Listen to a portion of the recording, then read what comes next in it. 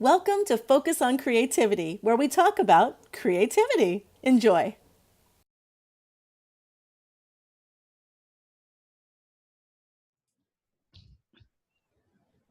Hi, I'm Charr Crail, and welcome to Focus on Creativity, where we talk about all kinds of wonderful stuff. It doesn't matter if it's art or photography or therapy or plumbing, who cares, right? It's all about creativity. And today I'm here talking to Kim Laughlin. Hi, Kim. Hi. So tell us a little about yourself. Well, I'm Kim McLaughlin, and I am. So what I do generally when people say, "Who are you?" I'm a therapist, and I'm also a motivational coach.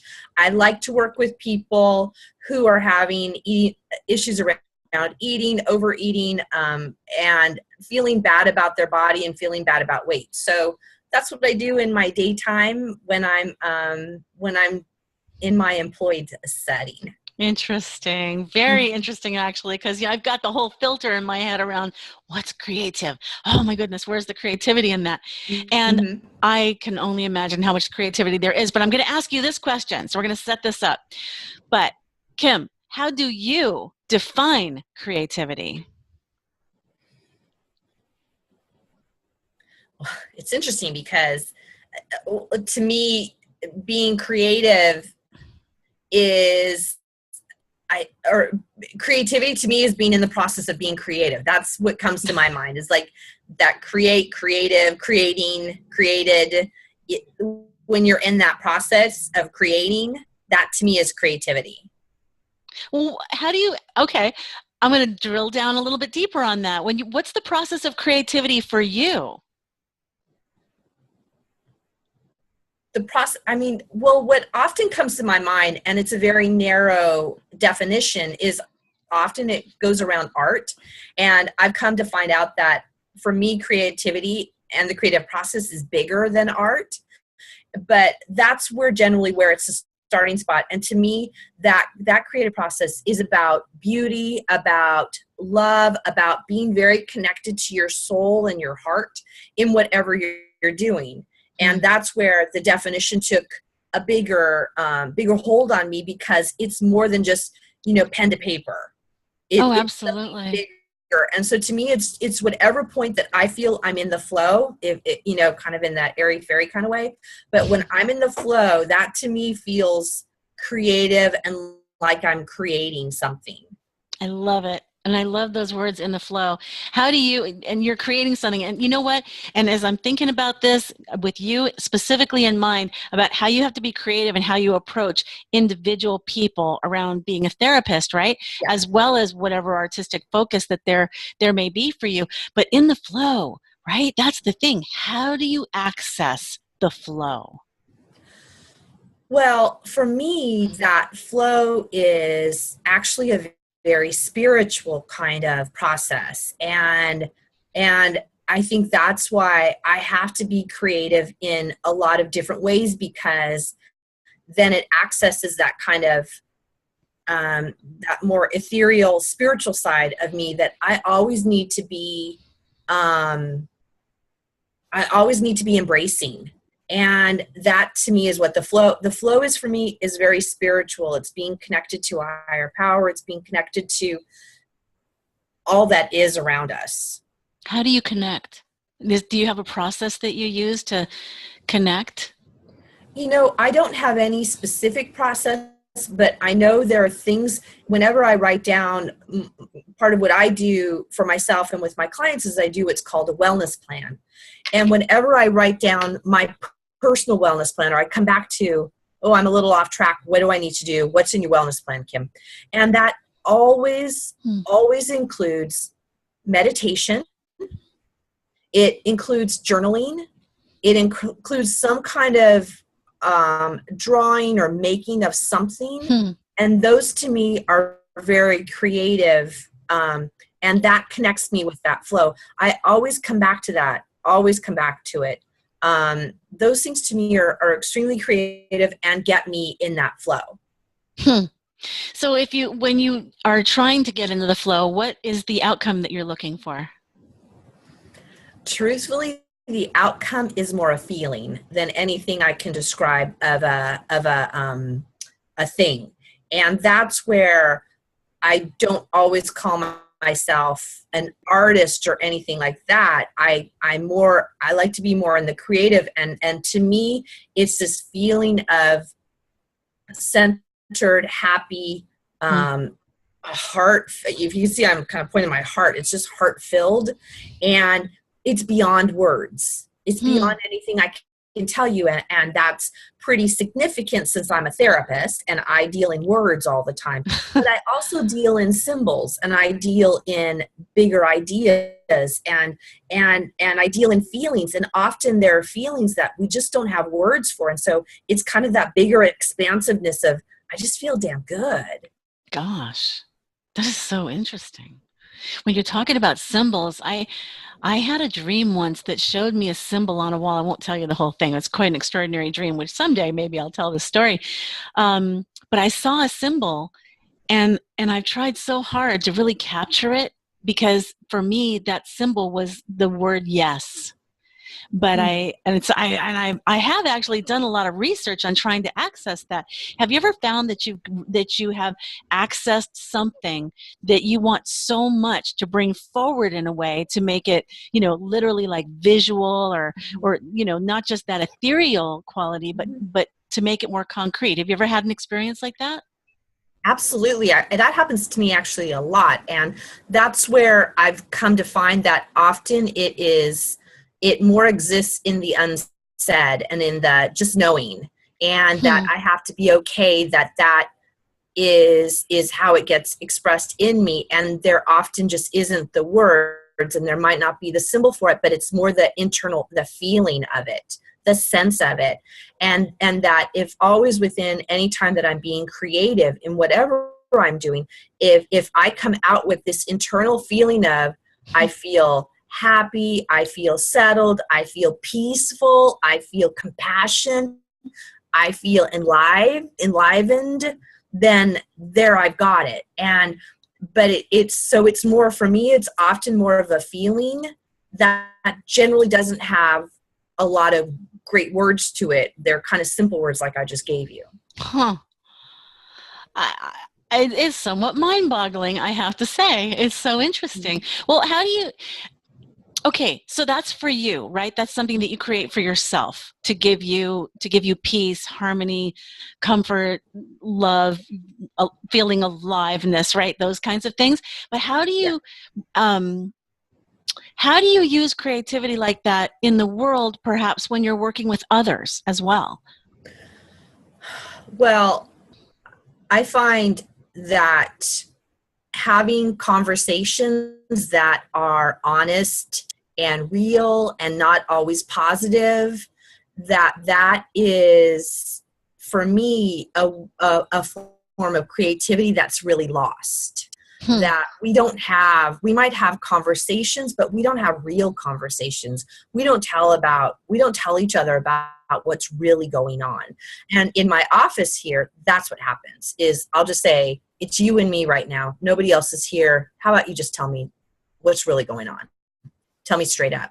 And that is, I think, a form of creativity that's really missing and lost.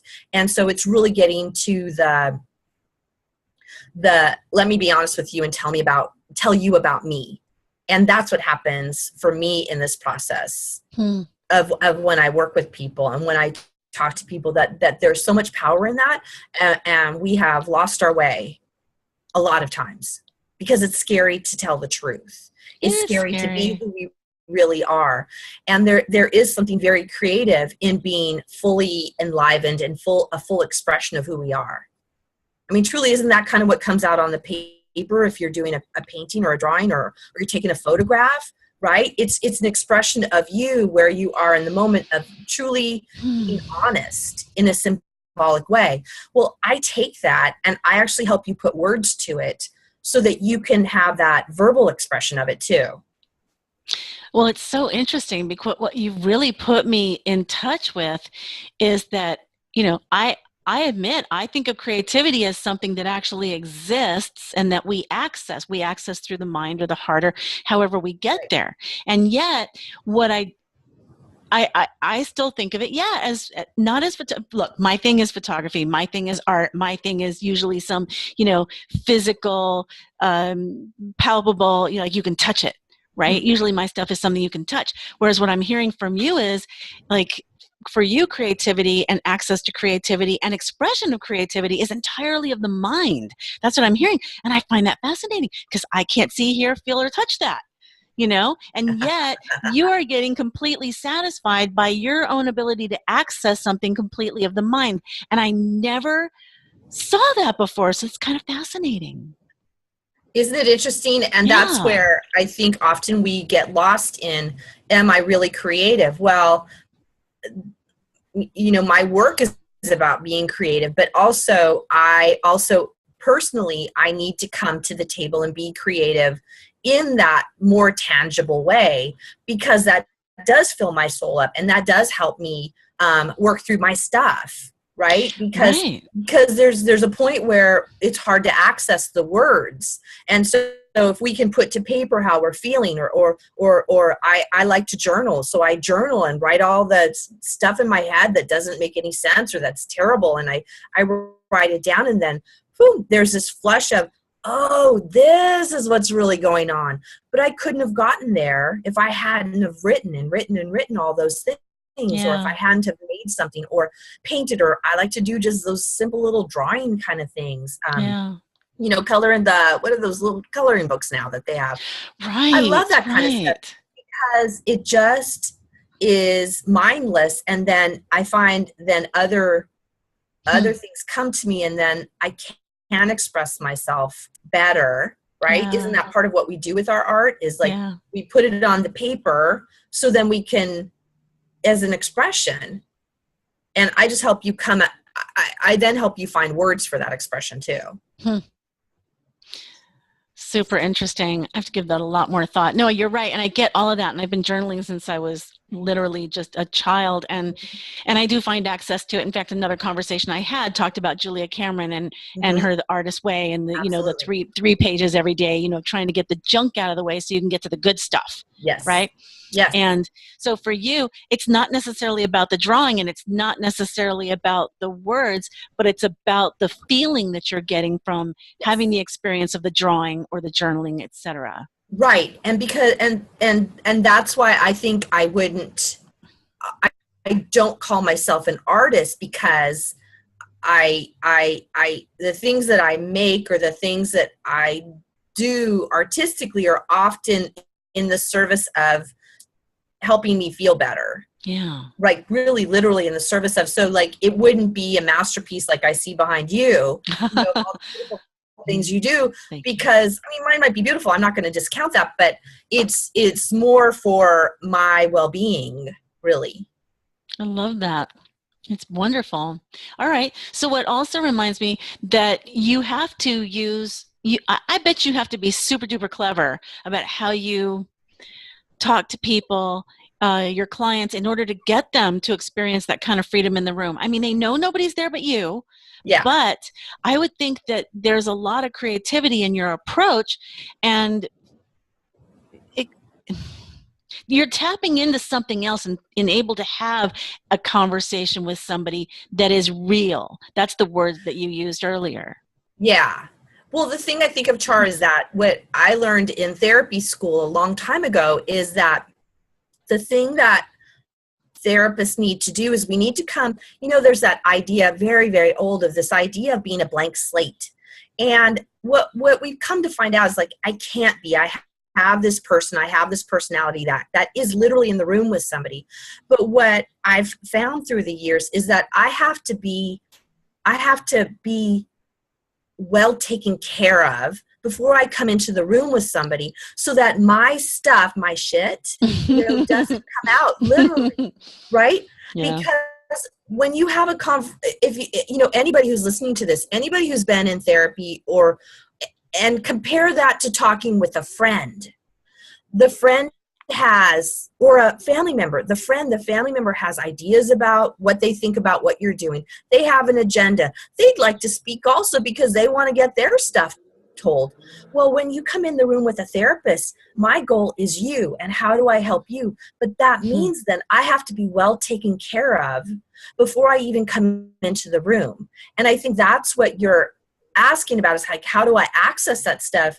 Well, I access it because I'm good, for one, but for two, I really focus on my self-care. And a large part of my self-care is about being in touch with that creative process. Yeah. And if I'm doing that outside of the room, when I come into talking with somebody or working with somebody and helping them with some really, really, really difficult things, I can be fully present because I'm well taken care of. And that is, I think, so it's not about having a master, theory or any particular way of working with people. What we learn is that people heal and get better through the relationship with their therapist, and that's what helps people heal. And so for me to be fully in this relationship, it has to be about you, which means I have to be well taken care of. I said that kind of over and over again, but I think you get the point of where I'm going to. I do. And it's really interesting because I think often chances are most of us take that idea for granted. And we're just like, yeah, of course I take care of myself, whatever. But you're actually like consciously focused on the need to do that in order to serve others. I absolutely. And I think that's where, at least in therapy business, where we burn out. But I think, we could talk, I talk about, extreme self-care with all of my clients, and that's where we burn out, is that if we don't have a place to get filled up, what do we end up doing? We end up overeating. We end up, alcohol is a problem, drugs are a problem, overworking is a problem, the internet now, being on your tablet all the time, Facebook, right? We do all these things to distract, right? Because we're not fully taking care. And then we end up substituting good self-care for these ones that are pseudo self-care, right? Because it's not real. It doesn't really, there's some things, about reading some interesting stories, or I love looking at your artwork that you post. Thank you. Seriously, like I go, oh, super good. But that can't be the total way that I fill myself up. I have to go out and do some other things. And a lot of times we get caught in just sticking with those methods that actually don't work. Well, yeah. So I guess one of the things that you just reminded me of is the battle that goes on between the internal and the external, right? And the internal is the actual self-care, whereas we, at least as I'm interpreting this, is that we're so often looking to the external to take care of ourselves, when really it's about accessing, finding, and using the internal. Right. Bring that one in, right? Yeah. That was, and what happens is, my experience is that that we tend to be afraid or think that we're not valuable enough to get that extreme self-care and to really be in touch with ourselves inside, right? How many are I know lots of people that are really frustrated artists, or always, I can't meet, how many people do you meet who has a book in them, who wants to write a book and that hasn't done it, or who say, I used to be an artist, or I used to draw, or I used to do this, and they stopped because there's a point where we don't give ourselves the space to do that. But also, when we do it, we access ourselves even more, and that can be kind of scary. And so we kind of like shy away from it. Yeah, totally. I totally get that. Yeah, people give up on themselves in so many ways. No, I shouldn't take the time. No, I shouldn't do that. No, I shouldn't bother with that. I had that battle with myself this morning. I had some time that I needed to work on my business, and I have been wanting to focus more on doing meditation. And I thought, I have time to do meditation. And this other side of me said, oh, Kim, you have all this work to do. How you can get all this work done? If you do your meditation, you can't get it all done. It's like, well, but I thought this is really good self-care. This is what you want to do. It's on your list of your wellness plan. And I had that battle. And I said, Kim, sit down, put your timer on, and you're going to do 15 minutes. And what I know is that I resist it just like everybody else. Yeah. But I know that every time when it ends, I go, 15 minutes already? Seriously? Like, that just flew by. And I feel great.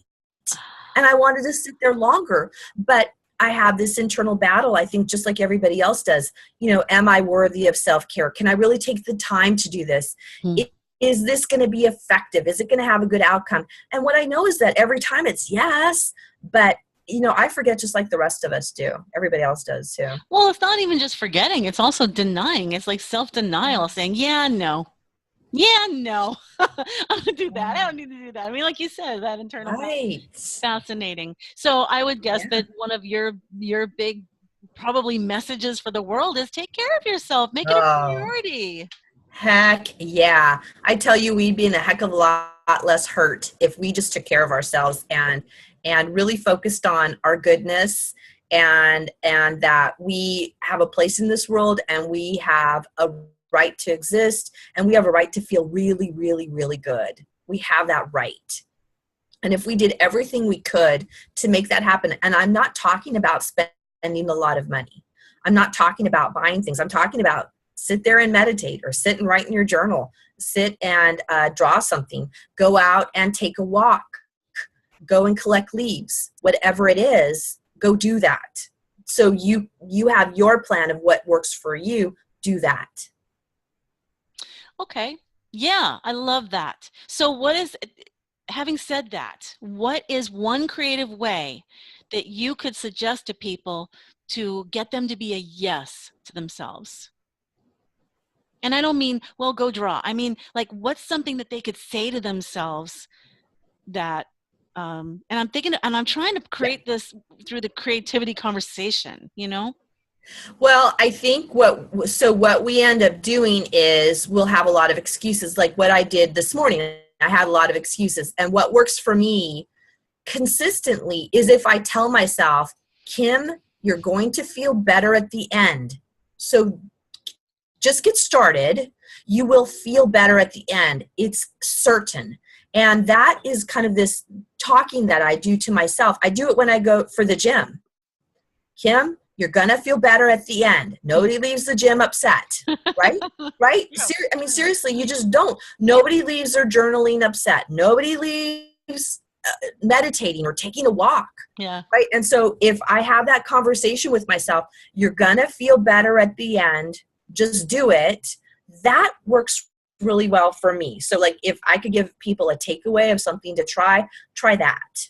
Yeah, that's pretty darn wonderful and simple. Oh my gosh, who could say no to that, right? Just start. You're going to feel better in the end. Yeah. You're going to feel better at the end, so just do it. You will. So do it. Right? Good job, Nike. I'm just teasing. That is amazing. All right, well, let's see. Honestly, you know what? That's a lot, and I think we're good. So I'm not going to ask you any more of the questions I have on my list because seriously, that was brilliant. So we are good. All right. Now, if somebody wants to reach you, talk to you, learn more about, your belief in self-care and creative ways of doing so, how do they find you? The easiest way, I think, is to have people go to my website. It is feedyoursoulunlimited.com. Feedyoursoulunlimited.com. I love hearing what people think. Just go to the Contact Kim section, write me a little note that you heard us talk and tell me what you think. I would love to hear about that and we can have more of a conversation. But as you can tell, I'm all into feeding your soul. It kind of fits with my my ideas of what I think is important. But feedyoursoulunlimited.com is the best place to find out what I do, to get in touch with me. And I would love to hear more about what other people think about what we've talked about. Yeah, definitely. All right. Kim McLaughlin, thank you so much. Feedyoursoulunlimited.com. Yeah. Thank you for joining me here at Focus on Creativity. And I'm going to put a link to your website too when this gets posted. So I can't thank you enough. It's been brilliant and you're brilliant. And I look forward to talking to you again someday. Thank you, Charr. Thanks, everybody. Bye. Bye.